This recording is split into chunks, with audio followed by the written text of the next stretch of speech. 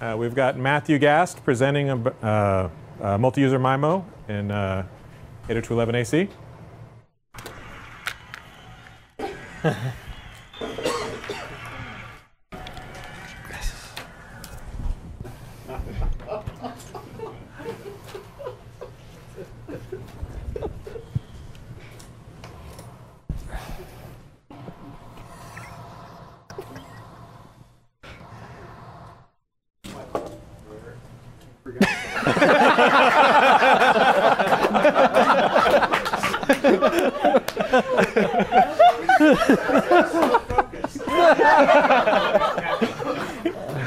You need your mic.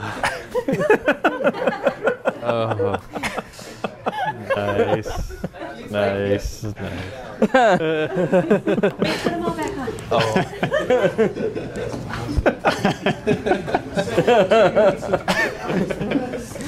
There you go. Should I get in the picture too? Yes. Yes. Please do. Kneel down. All right, let's see if I can do this without tripping.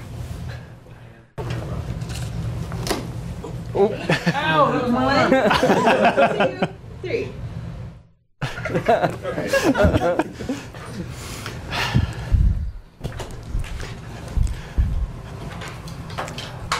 All right, I think I can go home happy today. The delay, if you didn't plan on it, was perfect. Yeah.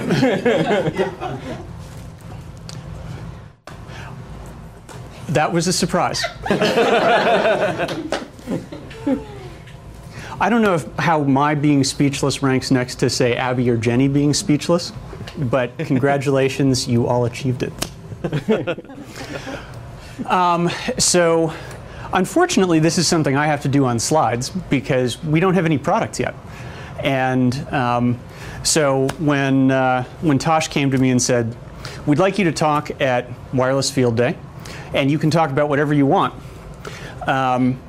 I had the same sort of, I don't know if agony is the right word, but I had to figure out something interesting to say.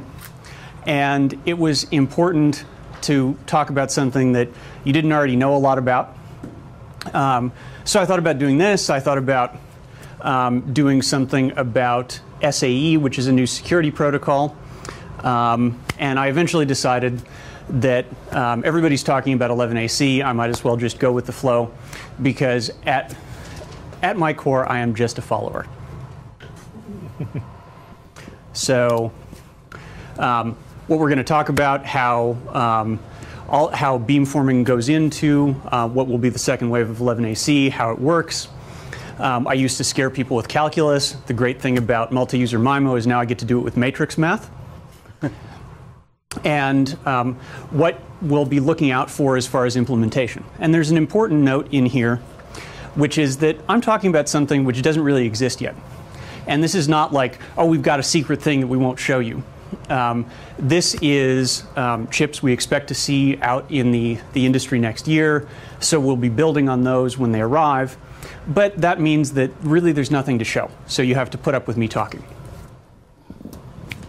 So let's think about what 11ac means. So really there's 4 features. We've got wide channels, we have more streams, we have 256 QAM, and we have multi-user MIMO. Now, as an old baseball fan, anytime I see 4 things and you get 3 of them, it's like, well, that's actually pretty good. When I played t-ball and the ball didn't move, I could get on base 3 times out of 4. And I felt good about that. Of course, the way I got on base was by not hitting the ball very hard. So perhaps I shouldn't be bragging about that. So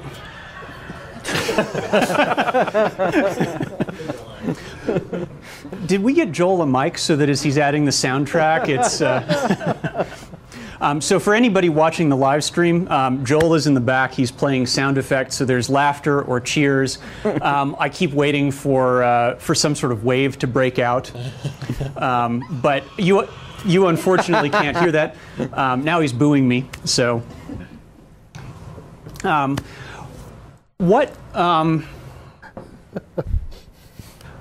So in terms of where we are with product, that last one is really what I'm going to be talking about today.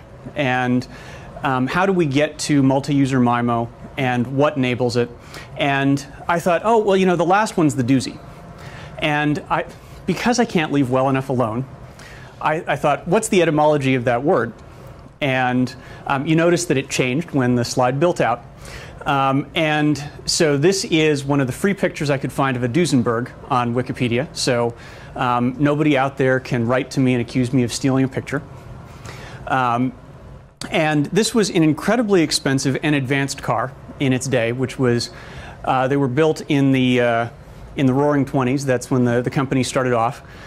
So the Duesenberg Model A cost $6,500, which doesn't seem like that much until you realize that it's $6,500 in 1922. So if you go to the Consumer Price Index, you find out that's about $90,000 today. So I guess that was the Tesla of its day. They ultimately wound up building a few more cars. The car that they built and tried to sell, the Model J, came out in 1932. It cost $9,500. So let me look at my notes. Oh, so it was $9,500, but you had to pay for the car body on top of that. So you'd buy the chassis and then they put the car on top of it. So the completed car was $13,000, $19,000. So that's like $300,000 for your car today. I looked up some old labor statistics. The average doctor at the time got paid about $3,000. So that's my fun tour down memory lane, because I can't give a talk without having something like this. There were even a couple of J models that went for $25,000 when new. And there was, at one point in the late 70s, a company that launched that was building retro cars with modern safety features. But we started demanding too many modern safety features, and so I forget when they closed, but I think they closed in the 80s sometime. So where are we with this doozy? So this is a chart I use a lot where I've got 4 features. What does this mean compared to 11n in the first wave and the second wave? And so you look at each of the features and what the gain is. First wave 11AC, you look at it. I mean, we can argue about exactly where this falls. I wound up with 2.5. It's nice to have. I'd rather have twice the throughput than not have twice the throughput. But when was the last time that our customers collectively, you went to them and they said, wow, I get twice as much? They seem to really want 10. Like, if you can't add a 0, it's not that interesting. And adding that 0 is what comes in when you finally get all these features kicking in. The big wild card here is beamforming. I said, maybe it's 2x. We're actually learning that as we deploy beamforming in real-world environments. We've built a technology that has speed that depends on how far away from the access point you are. And now we've decided to add on to that by making it depend on what the path to the access point is and how many other people are in the way and what the channel looks like and how much you can gain out of doing that. Before you move on. Sure. Just a question about 80 and 160 megahertz channels that we see in products today, even in the Wave 1 products where they're not supporting DFS, which obviously severely limits the ability to do 80 and 160. Yeah. How long do you foresee that being a problem?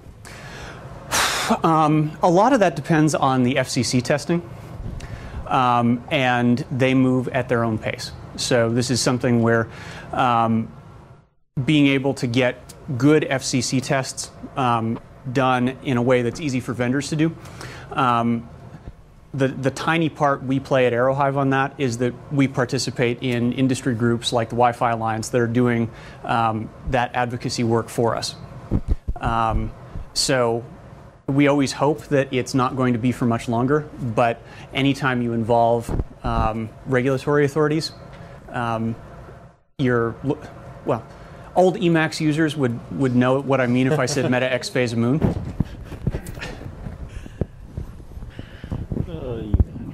And 2 people laugh. Well, I got a laugh. There are a lot of crowds where I would not get a laugh for that. Emacs good. Died dead. Okay. So beamforming in 11AC. One of the cool things about building a new standard is that you get to look at all of the things you did wrong in the previous standard, or all of the things you could have done better, I suppose I should say. So you look at 802.11n, and there was a comment on Twitter just before I came up here about how there's only 9 MCS values and how much simpler that is compared to 76. I suppose 77, MCS 0 counted. So now we're down to, we went from a whole lot to 10. That's not the only place where 11AC radically simplified what happened or how the protocol works. And beamforming is another one of these areas. In 11n, there actually was, well, the great thing about standards is sometimes you have a lot to choose from. There were several ways of doing beamforming in 11n. And the result of that is that there was this negotiation protocol, and in order to do beamforming, it was necessary to have both ends support the same flavor. How often did that happen? Well, when was the last time you saw a beamformed 11n link that was using standards-based technology? Never happened. And as we start to push into much more aggressive radio modulation, so we're trying to do things like 256 QAM, you really need to know what the channel is doing.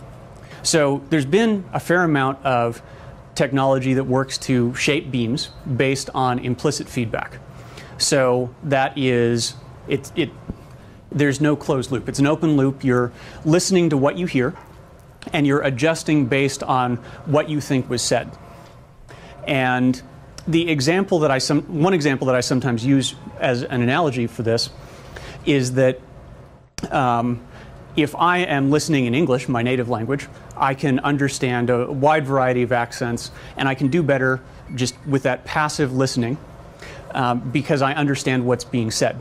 If we take something that requires a lot more brain power, I was at the IETF meeting in Germany last week. I did study German many years ago. I'm not very good at it anymore, which is what I'm reminded of every time I go back to Germany and people try and speak to me in German, and I have to ask them to repeat things. For some reason, a lot of times when I actually start talking in German, they just come back to me in English because they think it'll be easier for both of us. But because it requires that extra measure of processing on my part, I tend to be much more easily confused by German accents I haven't heard before. And the same thing happens with implicit versus explicit beamforming. That you're trying to understand this incoming signal, and as we try and pack more and more bits into each unit of time, it requires better and better knowledge of what the channel is doing. And that's why there's this move to explicit beamforming, where there's a protocol that measures what the channel is doing. So either side can request it, and there's this channel measurement procedure, a couple of frames. 802.11ac uses something called null data packets. I've never really loved this term because it's not really a packet. It's, I think of a packet as a layer 3 construct. This isn't even really a layer 2 construct. It's like a phi level frame that doesn't have any data in it. So that's where the null data comes from. And based on that, you're able to derive a measurement of the channel that you use to shape the way that the energy will be steered. And I've got this really simplistic illustration on the side where here everything is sent out at the same time, so the signal marches forward straight up, whereas here you have a slight delay so that transmissions on the right-hand side are come out first, and so therefore you send it to the left. Now, that's a really simple example. There's not actually a wavefront like that, but this is easy to illustrate.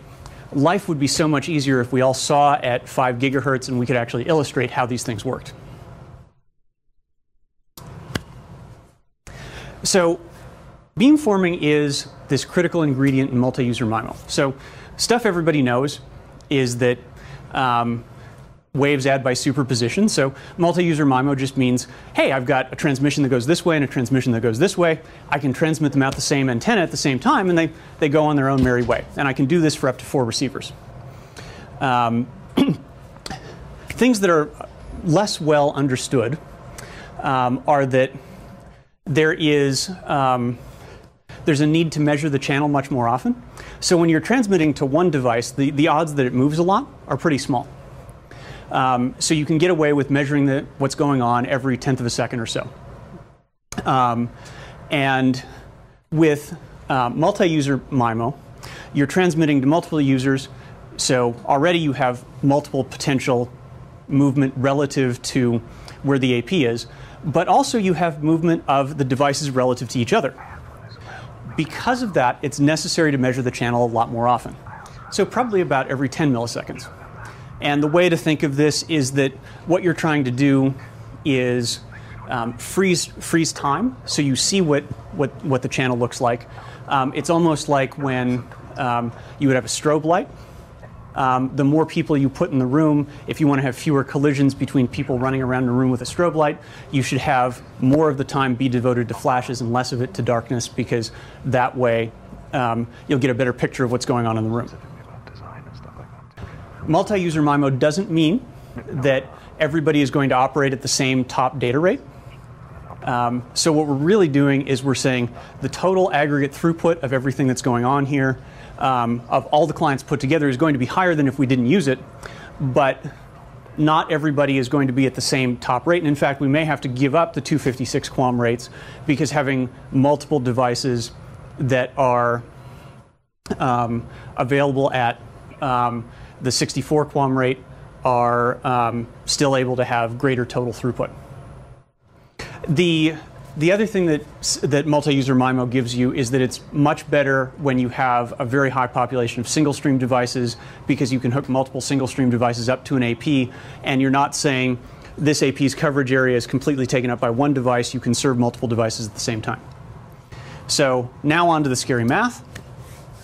The reason you need to use matrices in any kind of beamforming, but especially in multi-user MIMO, is that the channel measurements you're interested in are what happens between each of the antennas on the AP and each of the antennas on any of the receivers. So you wind up having this giant matrix where you have all of the antennas together. I've got a nice little illustration here where I've got an AP with 4 antennas talking to multiple devices, and each one of those lines winds up being an entry into the matrix. For reference and to help understand some of what I'm talking about, of course we don't have just one type of matrix in 11AC. They all go by letters. So H is the channel matrix. This refers to the path between a transmitter and a receiver. If you want to do beamforming, you involve the matrix Q, which is the steering matrix, and this helps you say, I want to go this way versus that way. And bridging the gap between the two of them is the matrix V, which is called the feedback matrix. And that's part of this channel measurement protocol. So when you send a request for a channel measurement, you get back a feedback matrix, and this is what allows you to derive the steering matrix. And the feedback matrix is designed so that that calculation can be very quick, because you'll wind up sending a request for a measurement, getting back a response, and you have to calculate the steering matrix very quickly from that. I have a question. So yep. We've always had a feedback loop that says, I'm speaking 54, I lost retries, I had to downgrade my speed. Is that a different matrix, or is that included in the V matrix? That's not a matrix at all. So the feedback loop that we've got based on speeds right now is, did you get an ACK or not? So if you send it 54 and you don't get an ACK, then you might step down to a lower rate. But how does that piece of information, because all 3 of these devices have their own separate speed that they're working at? So we wind up using the block ACK protocol when you transmit multiple devices at the same to multiple devices at the same time. So that's a layer on top of sending beamform frames. Can you mix data rates inside of the beamform frame? Yeah. Okay. Because you might have, so in this simplistic picture, I've got a 2-stream device and 2 1-stream devices. So you would certainly hope the 2-stream device is operating faster. Part of the reason for separating the signal field that describes the data rate and length of a packet into 2 pieces is that there's a part of it that is shared among all receivers of a multi-user frame, and then there's part of it that is specific to each individual user. And so therefore, unlike every other Wi-Fi PHY that we've had, you can't say this is the data rate. You have to say this is the data rate for this user. And we had to break that field apart. So creatively, they're called VHT signal A and signal B.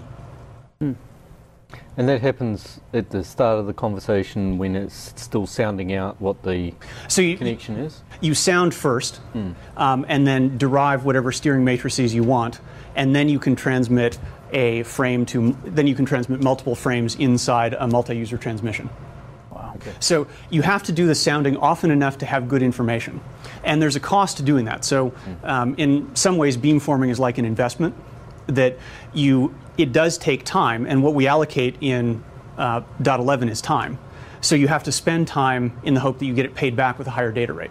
And that's not always going to be the case. If you have a lot of devices that are far away, that means that your, call it 3-ish dB gain from doing beamforming isn't going to get pay back in a higher data rate. It's not an even number of decibels between each data rate.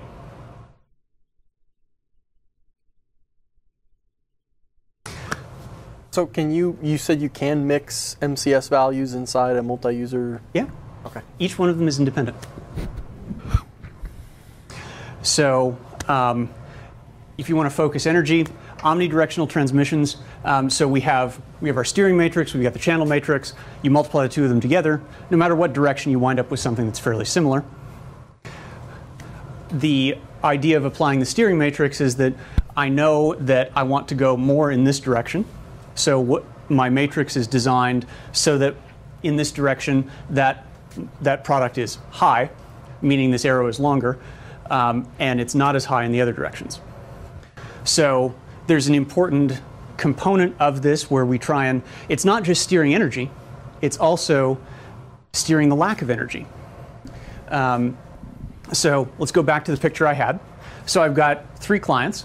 So I obviously have 3 matrices that describe each of these channels. And the idea is that if I take the channel matrix to this client, this H, cleverly called H blue, that when I multiply by the steering matrix for the blue client, I get a signal, I can receive something. Whereas when I multiply by the steering matrices for other devices, there's nothing there. And that's because you want to get as much of what's intended for this guy as you can without getting anything that is destined for one of the other receivers. The ideal situation is if you could actually get a null to land on every device with the exception of what's being transmitted for it. So in practice, this introduces a really interesting component to sending a frame, because you want to make sure that, well, if I'm sending to here, I need to make sure that this is far enough away, where far enough away is described by this matrix math, and so therefore there aren't really good rules because it's described by the pattern of the antenna. And it might be described by the pattern of the antenna as you've applied this matrix to it. So Matthew, then how does that work on an omni antenna then? Well, you have multiple omni antennas, so it's the array. It's the array. So if I'm a client on the right-hand side, it's more optimal that perhaps the antenna on the right-hand side will transmit that frame. Is that what we're saying? You transmit all of the frames out of all of the antennas. And so by applying phase shifts and power differences to each of the antennas, you can use that to get constructive interference in one direction, destructive interference in another direction. But you do have to drive all the antennas for all the clients to be able to do that. Gotcha. But if I have clients in my cell that can't hear me sending a packet to one client, or to sending a frame to one client, that seems like a bad thing. So you do protect the airtime because of the protocol. You still do an RTS CTS. So you're still sending all of the management frames omni, so that anybody around you would say, hey, I'm about to use the channel, and you do a CTS to self, then you transmit your multi-user frame. Everybody backs off, even though they might not be able to hear you, and then the block acknowledgement happens. Yep. Is there like a goal-seeking algorithm in between those matrices trying to, because I doubt you're going to get a max null null, a null max null. No. This is the ideal situation, and it was drawn so that it fit in a book. But is that so? That's the goal, Yep. And then it just does matrix math to get as close as possible Right. at that one point in time. Yeah. So what you're trying to do is you're trying to minimize the overlap that you get So if you're this phone right here, in practice you'll wind up having some of this transmission and some of that transmission, and that's why you're not going to be able to run at the absolute maximum data rate, and we're trading total throughput for individual peak throughput. The bet behind multi-user MIMO is that you can perform that separation well enough that you wind up with a higher data rate combined to all three of them than you could get by doing single user beamforming just to one. And this is only downstream. Yes. It's awful hard to have multiple devices that may be located in multiple directions coordinating their uplink transmissions. And that's why we have to use the block ACK protocol, because you wouldn't want all of them acknowledging at the same time. So are there restrictions around, do all the clients have to have the same protection mechanisms, or not protection mechanisms, encryption scheme? So like all of these have to be the same, like all of them have to be AES, or by the time we get there, they'll all have to be the next gen? They all have to be AES anyway, because 11N said that and 11AC kept that. And really, like anybody who's still on TKIP, stop it. Well, no, isn't there another encryption coming? Yeah, so there is GCMP, the Galois counter mode protocol. That was part of 11AD. It has fewer trips through the AES block, but it's optional in 11AC. It looked like we were going to need it for a while, but we don't need it for the first couple of waves. So they're using... But no, because each frame is independent, you still could apply different security to each of them. They're using that in YGig though, right? Does that mean that it might be more possible that people will actually implement that in phase 2? That's a chip vendor question. I'd like to see it happen just because it is more efficient and it gives us a clear path to getting towards the full, if you want to read the spec and say, what's the maximum number I see in here, it's 6933. And to go that high, we definitely need it. We probably don't need it to go to a couple of gigs, so the second wave at 3.5, that's a good question.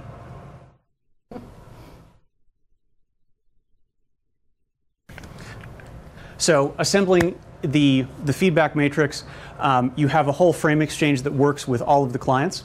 So it starts off with something called an NDP announcement, which basically says, hey, I'm going to measure the channel. Then you have your null data packet, which is basically a well-known pattern that's transmitted on all of the individual carriers. And because it's well-known, every receiver knows what they've received, and then they can compare what they received with what was transmitted, and then they can use that to derive their feedback matrix, which they send one at a time. But this all happens in one burst.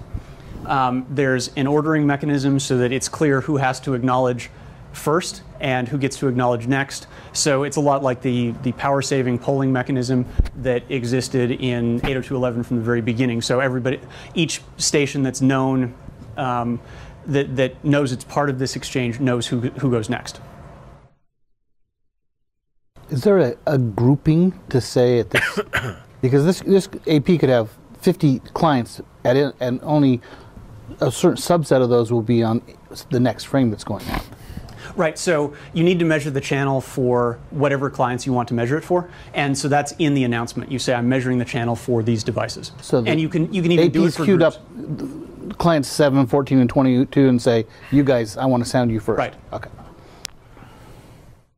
Acknowledgement and quas are even more interesting. So the example I gave here is, let's say that this is my queue, so I've got frames in voice, video, best effort, and background. And so therefore, as the AP, I would say, all right, well, I'm going to pick the highest priority frame, so I'm going to take this voice frame. And I made it big. And it's big because it's not a big frame in terms of data, but it's probably transmitted at a slow rate. So therefore, I've got this nice big voice frame. And the interesting thing about transmitting to multiple frames, or multiple receivers at the same time, so I've got 3 devices down here. Let's say that they are sufficiently separated in space that I can transmit to all of them. So I take my multi-user frame. I know it's driven by this green voice frame.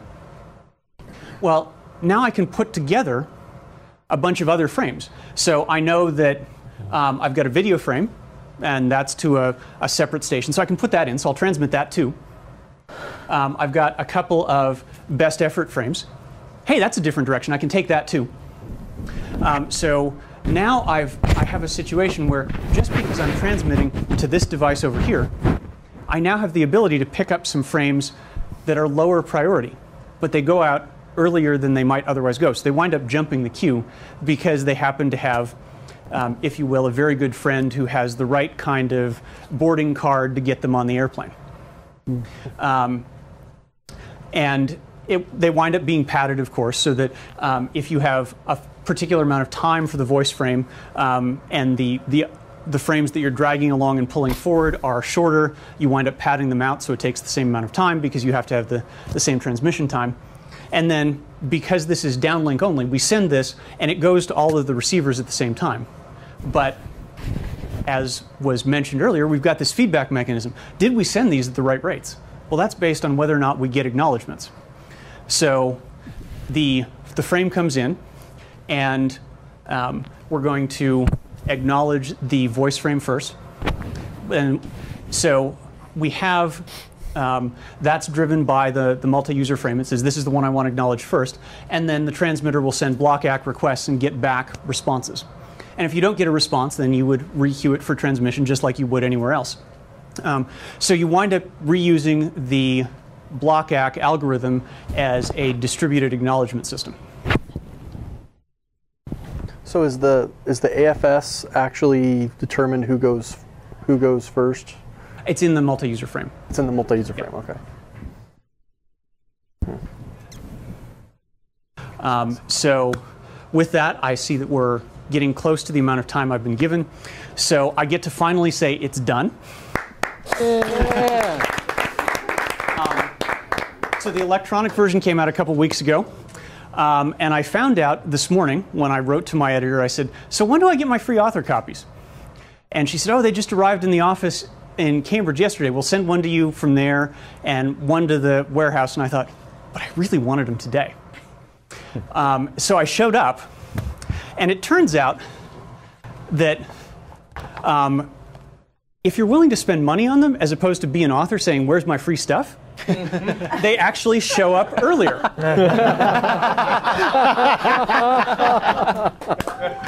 So we have one of these for each of you. You can take it back with you if you like, or if you'd prefer to have it shipped. I'm sure you all know how to get a hold of Jenny. It is signed either way. Thank you. Awesome. Excellent. Thank you. And for those of you who are watching at home, possibly even after the fact, there is a discount code on the slide which you can use. If you go to O'Reilly.com, you get 40 or 50% off. So feel free to use that. And thank you for watching. Not to put you on the spot, but when do you predict Aerohive 11AC products? I mean, even... What's your crystal ball say? What year? We can't talk about the dates. It hasn't been launched yet. I don't know if there's anything more you want to say, Joel. Nope. Okay. Talk about the dates. Hasn't been announced yet. All right. Tell us what. Can you tell us what chipset's going to be under the hood? Nope. Nope. Okay. But you'll all crack it open and look at it anyway. Yeah. It's very true. So we're getting one? Nope. Okay, so over Twitter, Scott Tableton was wanting to know if you had any predictions for the maximum number of practical streams we're going to be seeing in 11AC. So 3 in the first wave, 4. Do I? Oh, you've got a mic. Yeah, I got a mic too. It doesn't show up against your black shirt.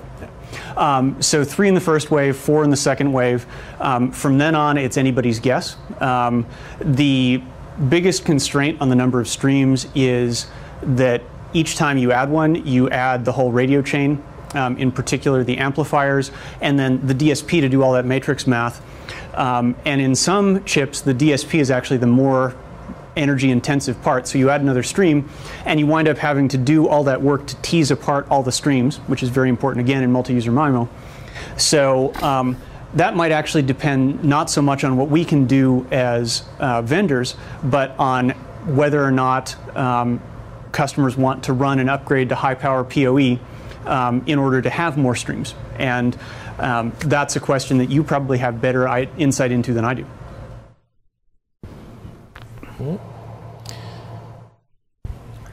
Any other questions? Yeah. Yeah, you know, I heard MDM, Jamf, and AirWatch. What about Zenprise, Mobile Iron?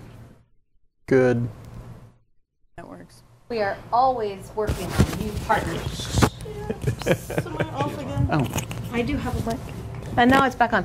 So we're always working with, we're always working on new partnerships, and again, we'll be happy to talk to you about that when we're not online. I mean, I need to understand with the when we talk about third party, we're not talking about co-selling. You need to talk into somebody's shirt. I said we don't talk about co-selling. When we announce a partnership on these things, there's a level of integration that we do, right? So Jamf, AirWatch, there's that level of integration in there. There are other people in the pipeline, but you know it goes along with how soon do we want the next access point out and other developmental questions. So we're engaged with all the major ones, and the ones that we have functionality with already is the Jamf and AirWatch. Any more questions? Okay, how about a couple questions for you guys? Because we've kind of been wondering, what are you guys seeing as far as your own or customers, people that you're working with, deployments, opinions on 11AC? I saw a little bit of fist fighting on Twitter from Lee. Are people excited about Wave 1? Do they think it's going to change anything about how they're deploying their networks? Are people holding off for Wave 2? People have it in their RFPs and they're asking about it, but it's more of a what's your protection schema for if I deploy an AP today, what's the plan to go to AC? You know, we constantly see it. It's lifecycle management. Yeah, we need to have an AP that's upgradable. So right now, currently, really the only one that kind of sort of somewhat wins on that one is that big C product because of their module There's concept. an X product too. Yeah, and now we're getting some of the other vendors to starting to come in there as well. So most of it's really is how are you going to get me from where I'm at today if I purchase a bunch of APs, you know, let's say I purchase 500 APs today, how am I going to be able to get to AC in 6 months, 12 months, whatever that time frame needs to be. So are they actually excited about the bandwidth gains from Wave 1 AC, or is it more of an obligatory, I'm looking 5 years ahead when I mount this on the ceiling, I need the best right now? They're more looking at it from that 5 years down. Yep. I want to make sure my vendor is smart enough to have heard of 11AC. And come on, let's face it, marketing buzzword. Woo! Yeah. I think they're responding to all the marketing people talking about it, not anything else. Because they really think that they must have it, but they think that they've got to have it. Yeah, there are very few applications today that exist that require. Even the client adapter side of things isn't all that great. Certainly not from a throughput perspective. We have we beta tested Cisco 802.11ac, and we have on order 30 modules. So we're going to be deploying those in a salt and pepper kind of fashion, sprinkle it into some of our high density areas. But the testing that we've seen so far with the number of clients has been positive. More along the lines of not necessarily throughput, but airtime fairness in some of our high density areas. We're pretty pleased with it so far. But I think the early adopters are seeing the same problems as we saw with 802.11n, which is client adapters are just awful right now. Yeah, for sure. The other piece is that, you know, in a lot of these high density environments, you can't afford to run 80 megahertz. So while you do get some marginal improvement if you have them, you're not seeing the huge numbers that, you know, vendors are throwing out there. You know, it's not 1.3 gigs per second. It's, you know, half that. You're running, you know, 40 megahertz channels most likely. You mean it's not 6.9? No. Yeah, but I give that till Christmas, right? And you're going to see that in education. Everybody's going to come back with their new Christmas gifts. They're going to have AC in it, and they're going to blow everybody out of the water, right? Right. I mean, October's coming up. We're going to to. see new iPads, new iPhones. That could be a huge explosion. The Samsung S4 seems to be selling pretty well for a single stream AC chip, but you know, who's all the marketing around it? My students will think they're missing out. They can bring their own routers. And they'll expect to see the speeds that are on the outside of the box. And when they don't get them, they'll probably call tech support. Yeah. Does that mean that we should obfuscate the actual speed on client supplicants? They can't see the speed? Bars. I got 2 bars. Yeah. Yeah. I think what I'm seeing a lot is people want, when they put out RFPs and things, they want to see that they've got the choice for it. Mostly it's planned for the future, like Blake was saying, but I think they want to know that they've got that option if they need to be, and then when they go and investigate more what the client support is to it, they think, well, maybe it's not such a great idea, I'm paying this much more money for it, and then the client support really isn't out there for it. Well, and even it's many times it's not even a radio conversation. It's, hey, I'm buying new switches. What do I need? Or, hey, I'm running a new cable plant. What do I need to do to make sure I'm ready for what's coming next? Do you see a lot of people out there ready for AT-powered devices, or is it mostly AF power out there? It varies so wildly. It is fun. Yeah, I mean, you're talking a lot of money to get AT, right? Yeah. Well, It's not a cheap proposition. Depends where in your life cycle they're at too. Some people have just finished switching refreshes. A lot of them have it. People that are 2 to 3 years into a switching refresh, they don't. So. These aren't problems that are unique to wireless. This is a problem that are unique to tech refreshes of all kinds. Yeah. It's the nature of the beast, right? Well, it's the exact same problems we have with the 802.11n. All over again. Well, it's the nature of the beast, but it's just being compounded horribly with the whole marketing confusion. And every vendor, if you sit down with Motorola, they'll tell you a different story on the cabling versus what you should really expect. And I know you guys aren't releasing anything yet, but you sit with each vendor and you have the nitty-gritty conversations. Everybody has a different story. Everybody's got a different philosophy. And who likes the term 5G Wi-Fi? And you have to answer to managers that want to know what the story is. And there's no consistency. Is it a fair statement to say that there's probably more marketing around 11AC than any other protocol? For real. The numbers I mean, are I'm big. hearing it on the radio on the way home. On the AM radio, they have these like newscasters talking about. I switched over to Bluetooth audio years ago, and you have just reinforced that was a good idea. But it just seems like there's a lot more marketing around 11AC than There's a lot more wireless now. Yes. Yeah, it's much more pervasive. Exponentially. There's total confusion about it as well. I mean, I saw one tech podcast that I listen to regularly. The guy on there was saying, "Oh no, you should be waiting for 802.11ad." I'm like, what? Is his name a 3-letter name? Yes. Yeah, that guy's always got things wrong when it comes to wireless. Does it kind of resonate with you guys when you see capital A/capital C, say new air conditioning system? Yes, nice. or 5G. Yeah. That's horrible. Don't laugh, I sat next to an air conditioning technician on one of my flights back from Germany. He was very proud of the fact that he'd just gone to AC school. And I thought, oh, this could be an interesting... Oh, never mind. Wait, wrong school. But he didn't go to 5G school. Lee, I think to your point about all the different marketing coming from vendors, though, I mean, I think that's the value I see in the delegates is being able to see. Oh yeah, need a mic. Sorry, being able to see all the different vendor presentations. This probably looks weird on camera too. No, it looks about right. Given that it's Blake, it looks about right. Yeah. Blake, love you all. Buddies forever. Minneapolis boys, right here. Anyways. I think that's the value in the delegates, and that's why delegates get invited to these things. And the Tech Field Day is so valuable, is you guys kind of sift the weed from all the vendors and put your own analysis out there. And that's what I'd like to see from you guys after this Wireless Field Day is, hey, what did all the vendors present? If they presented different opinions on topics, what are your thoughts on that? And that's what I want to see from you guys, probably post-event. And that's, I think, the value that you guys bring to the table as well, is when you go to management saying, hey, not only are the vendors telling different stories, but I've sifted through it, and here's my analysis, and here's what I think we should do as a customer or in our environment. And I don't know. I think that's my opinion on that. Sure. Can I switch gears real quick? Question for Matthew. We kind of take a leap of faith when we start talking about beamforming, right? I mean, when's it working? When's it not working? And I'm still not really sold on beamforming now. I mean, and you're right in the trenches. Every vendor is going to implement it differently, right? Or no? I mean, I'm curious to hear your thoughts.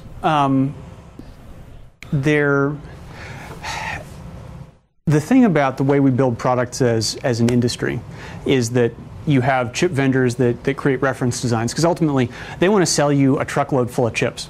But very few people will buy unless they know how to build it into something. And so you wind up buying the chip and driver software and usually some basics of an operating system, which some of that we can use. And obviously cooperative control wasn't part of a reference design.